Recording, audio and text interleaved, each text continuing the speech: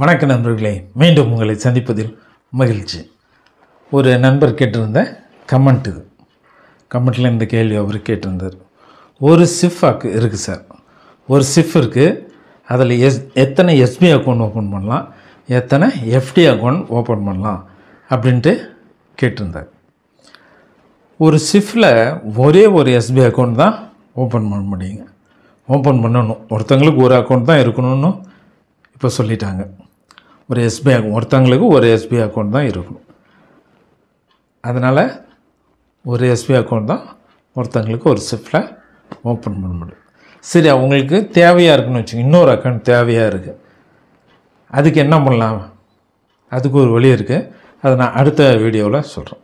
இந்த வீடியோவில் சொல்கிற பர்பஸ் என்னென்னா, ஒரு சிஃப்டில் எத்தனை எஸ்பிஐ அக்கௌண்ட் ஓப்பன் முடியும், எத்தனை எஃப்டி அக்கௌண்ட் ஓப்பன் முடியுன்றது மட்டும் இந்த வீடியோவில் பார்க்கலாம்.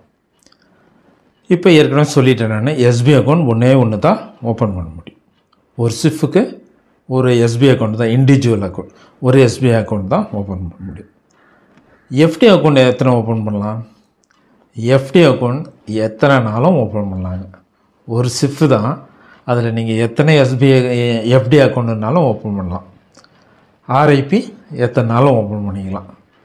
எம்எம்டி எத்தனை நாளும் ஓப்பன் பண்ணிக்கலாம்.